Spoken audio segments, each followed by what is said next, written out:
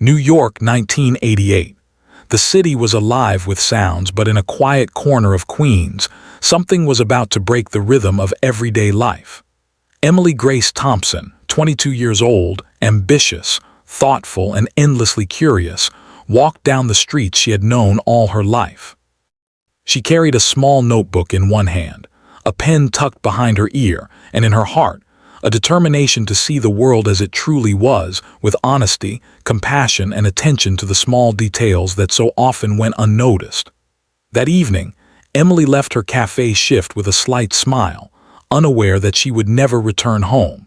The cool spring air brushed against her face, the scent of freshly cut grass mixed with the distant rumble of traffic.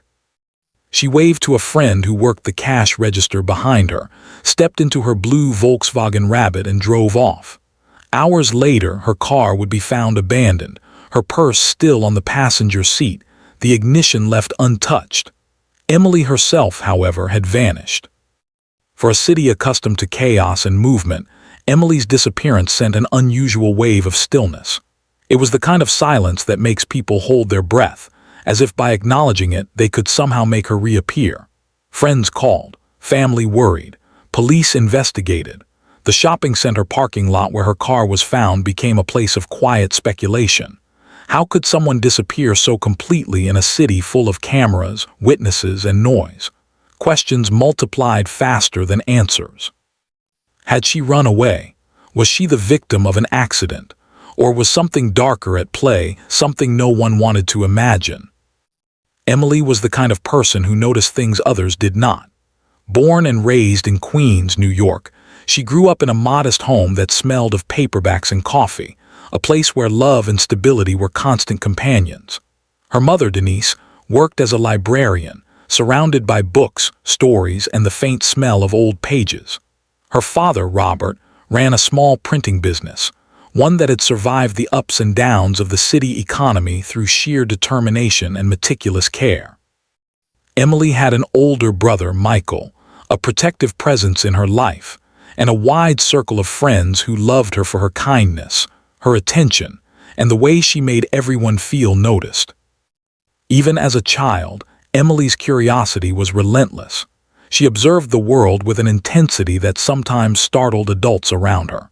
She noticed a sad expression on a stranger's face, a fleeting moment of kindness between two people passing by, or the subtle injustice in the way someone was treated. She collected these observations not as gossip, but as stories waiting to be told. This passion carried into her teenage years. She joined her high school newspaper, volunteered at local community centers, and developed a habit of always keeping a small notebook close at hand. She was never the loudest voice in the room, but she was the one who understood what was left unsaid. After high school, Emily pursued a degree in communications at a local college. She combined her love of writing with a keen interest in social issues, volunteering for neighborhood outreach programs and participating in food drives. Her ambition was quiet but determined. She wanted to shine light on stories that mattered, stories about people often ignored by mainstream media. Emily believed deeply in empathy as a guiding force, in the idea that documenting the lives of others could change the way the world viewed them.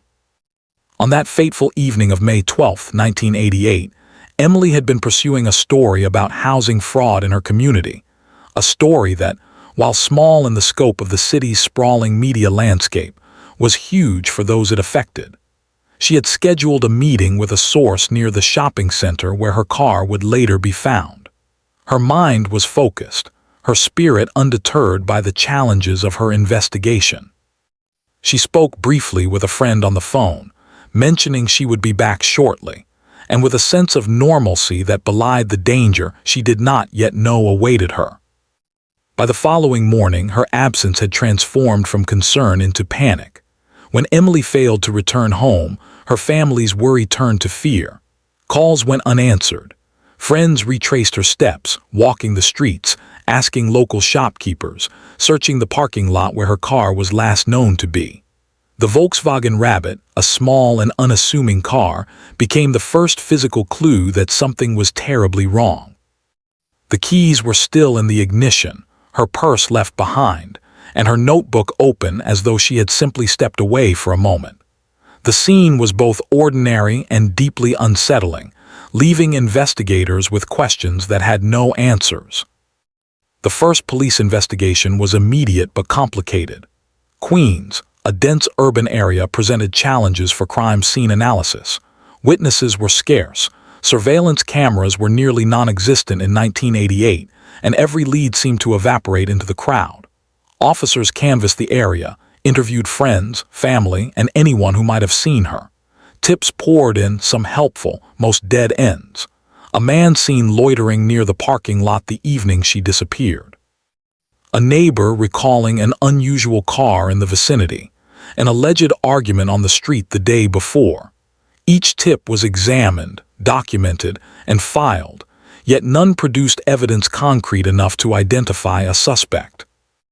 Emily's family became the heartbeat of the investigation in the public eye. Her mother, Denise, organized searches, posted flyers with Emily's smiling face, and called the news repeatedly, pleading for anyone with information to come forward. Her father, Robert, quietly coordinated with neighbors and friends, trying to keep the business running while his home life had been shattered by worry. Her brother Michael never left the case untouched. He spent nights walking the streets, asking questions, following up on every lead, refusing to accept that Emily might be lost forever. Meanwhile, the local media picked up the story, running photos of Emily outside the cafe where she worked, notebook in hand, pen behind her ear, a quiet determination in her gaze. Articles questioned how someone could vanish so completely in a city of millions. Calls flooded into the police department, sometimes useful, sometimes mistaken. Each unconfirmed sighting, each hopeful rumor, kept the family's heart in a constant state of tension. As the weeks turned to months, the investigation stalled. The absence of forensic evidence frustrated detectives. The abandoned car, the notebook, the purse, all remained silent witnesses to her disappearance. No fingerprints, no DNA, no witnesses who could place Emily with anyone else that evening. The city moved forward, but in the Thompson household, time seemed suspended. Every ringing phone, every knock at the door, sparked hope and dread in equal measure. In the community, Emily's disappearance became a symbol of vulnerability and uncertainty. People spoke in hushed tones, left candles in small makeshift shrines, and wondered aloud how someone could vanish in plain sight. The cafe where she worked became a focal point for those remembering her kindness, her energy, and her determination to make the world a better place. Local schools and community centers joined in the search efforts, distributing flyers, asking for tips, and trying to keep hope alive for a young woman whose life had barely begun. Despite the attention and effort, the trail went cold. Weeks became months, months became years. Emily's story faded from the front pages, becoming another name in a long list of unresolved disappearances. Yet her family never stopped searching. They preserved every letter, every tip, every fragment of information. Her father kept meticulous notes, her mother maintained the flyers and photos, and her brother walked the streets when he could, refusing to let the city swallow her memory. The absence of answers created its own questions. Had Emily been targeted because of her story? Was it random, or had someone been watching her? Each scenario was possible, yet none could be confirmed. The unanswered questions hung over the family, pressing into their lives like an invisible weight. Friends and neighbors speculated quietly, offering comfort where they could, but even the most well-meaning suggestions often cut deeper, highlighting the inexplicable nature of her disappearance. By the late 1980s, Emily's case had joined the ranks of the cold cases, mysterious, unresolved, and frustratingly silent. Police files were stacked, evidence cataloged but yielding no new leads. The community moved forward, though Emily's absence was a constant presence in the minds of those who had known her, seen her energy, and felt the warmth of her attention. It would be decades before technology could change everything. The first 30 seconds after discovering Emily's car were almost cinematic in their starkness. Keys in ignition, purse on the seat, notebook open, a frozen moment. the city's chaos around her, yet her own story paused indefinitely. That image became the foundation of the memory of Emily Grace Thompson, a young woman alive with purpose, silenced in a single evening, leaving a city full of questions and no answers. The streets of Queens whispered her name in quiet corners. The cafes, the parks, the sidewalks she walked daily, all retained traces of her presence, memories that refused to fade. And though the investigation had stalled, the possibility of answers remained dormant, waiting for the technology and persistence that would come decades later to finally illuminate the truth. The weeks after Emily Grace Thompson disappeared were marked by a strange combination of frantic activity and empty stillness. On the streets of Queens, the city continued its usual rhythm: horns honking, buses rumbling, street vendors calling out. But inside the Thompson home, time had slowed.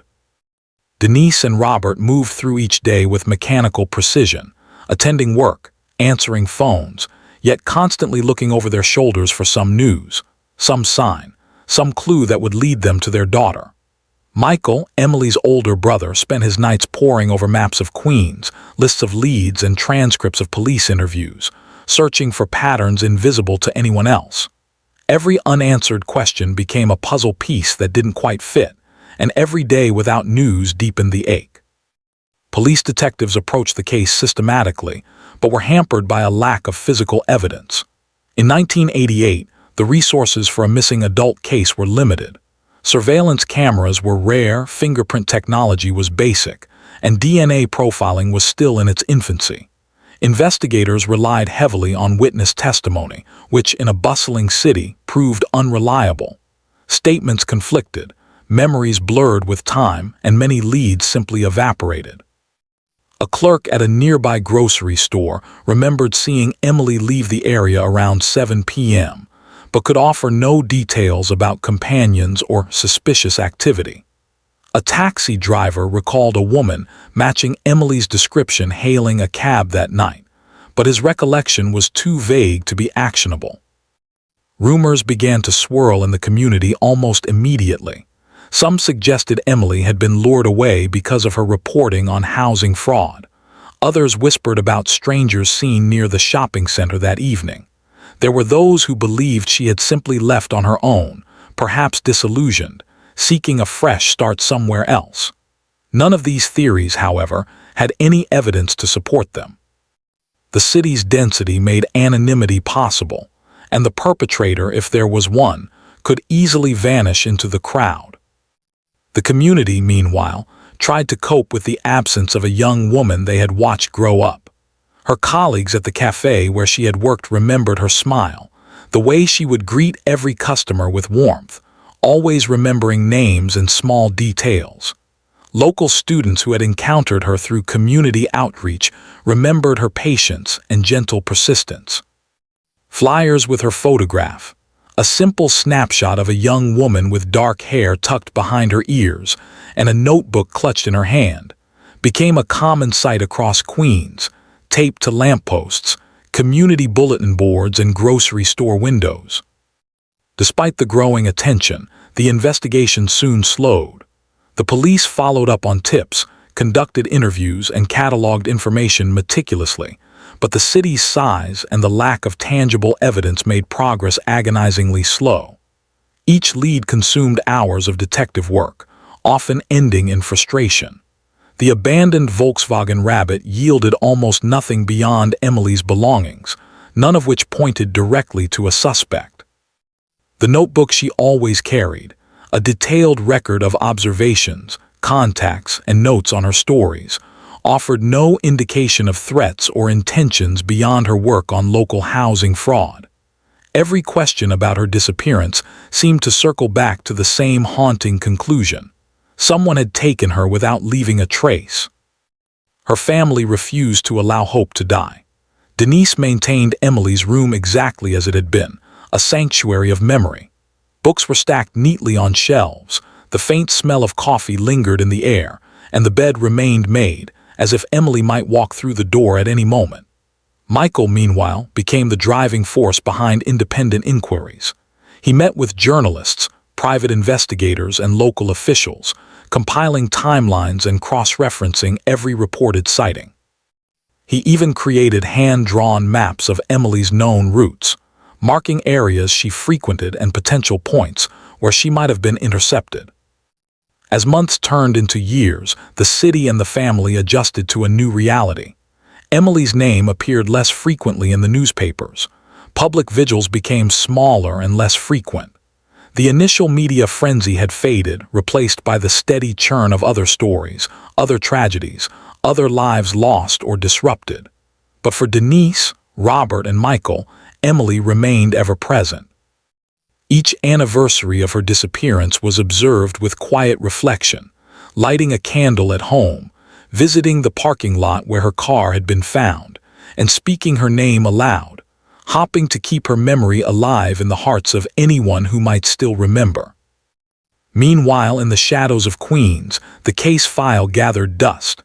Detectives moved on to new investigations, while the paperwork, photos, and collected evidence were stored in a basement, organized meticulously by date but largely untouched. Among these files were Emily's notebook, the abandoned car, her personal belongings, and photographs she had taken of her surroundings. Yet one crucial item, a piece of her clothing discovered near a dumpster not far from the shopping center, had been cataloged but never subjected to forensic analysis. At the time, the technology simply could not process the trace evidence it might contain. By the 1990s, the notion of DNA testing was beginning to revolutionize criminal investigations, but Emily's case remained untouched. The city had seen success with cases where DNA linked perpetrators to crime scenes, yet her disappearance predated much of this advancement.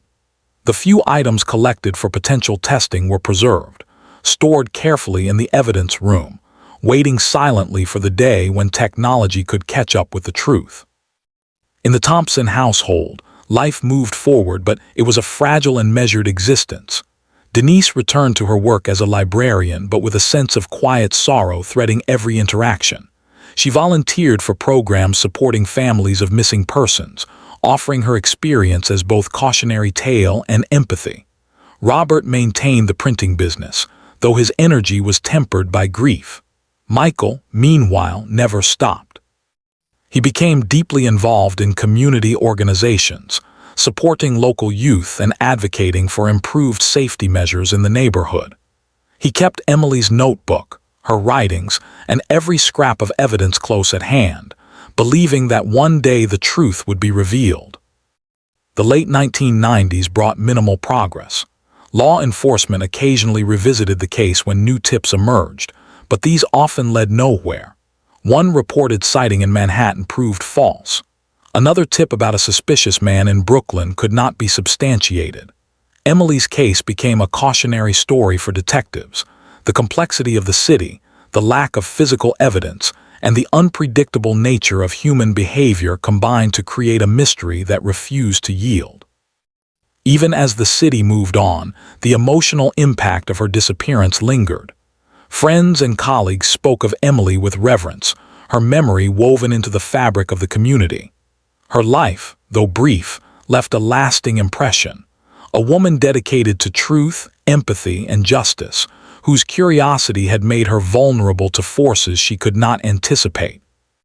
The silence that followed her disappearance became deafening, echoing through the halls of her high school, the cafe where she had worked, and the streets she had walked. In the early 2000s, cold case units began emerging in police departments across the country, fueled by advances in forensic science and the realization that unsolved cases could sometimes be cracked decades later.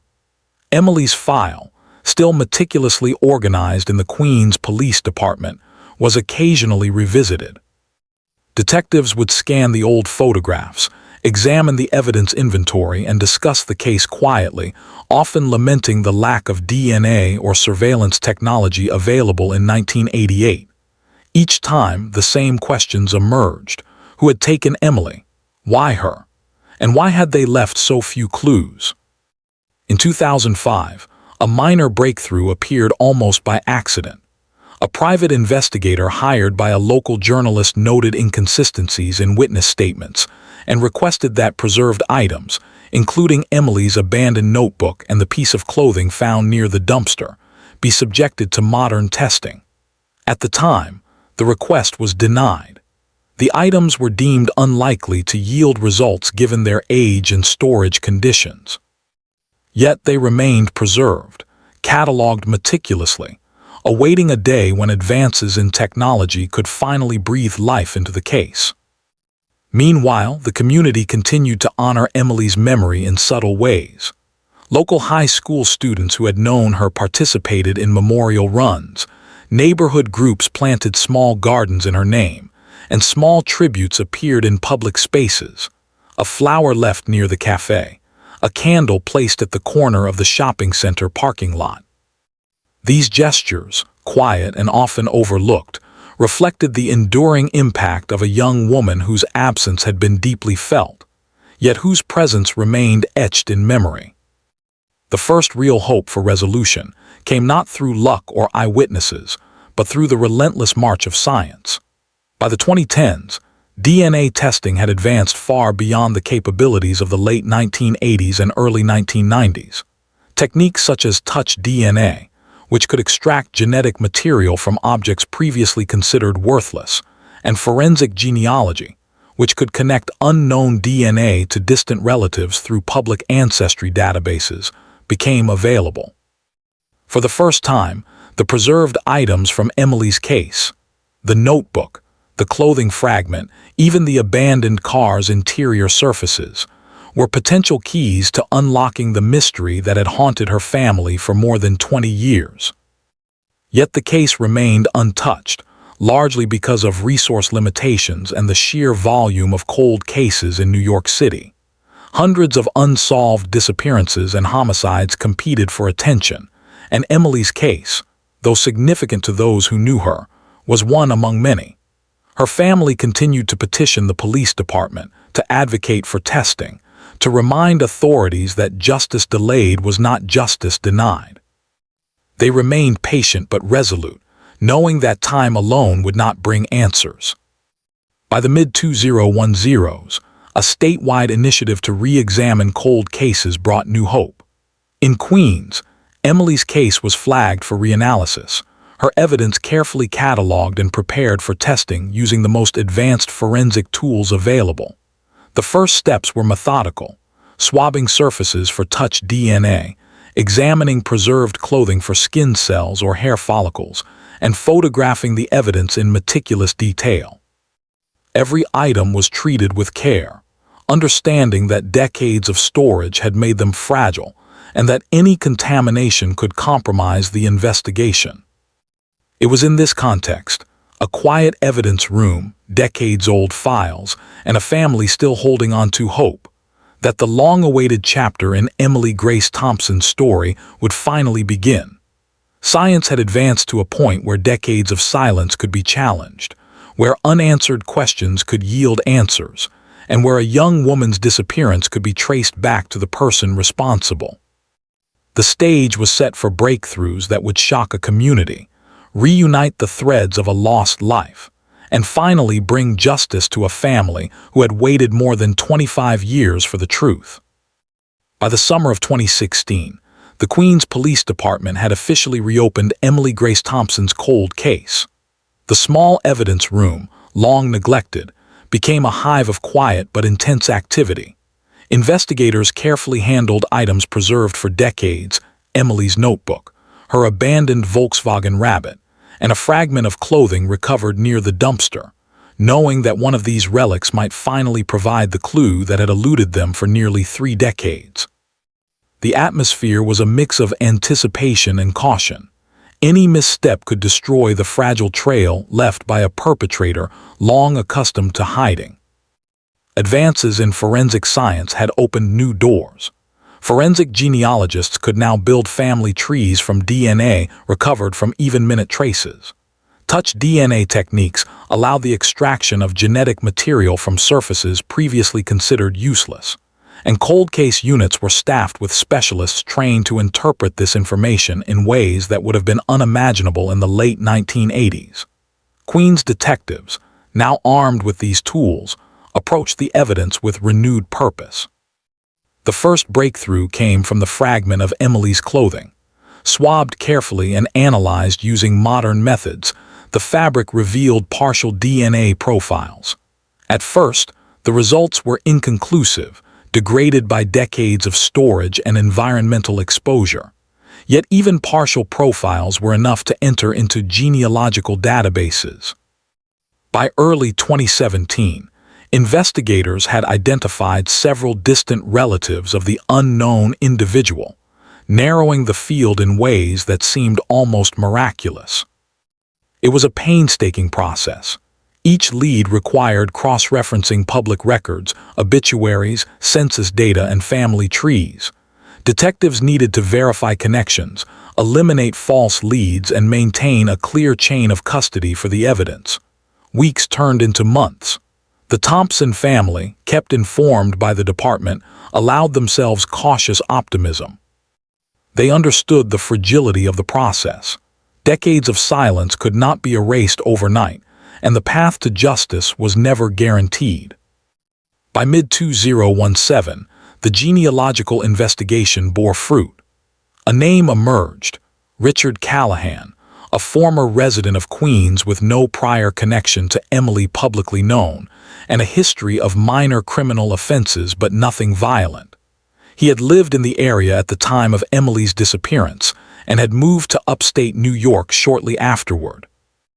Records indicated that he had worked in maintenance and delivery jobs, giving him opportunities to encounter residents like Emily without raising suspicion. Detectives began building a profile.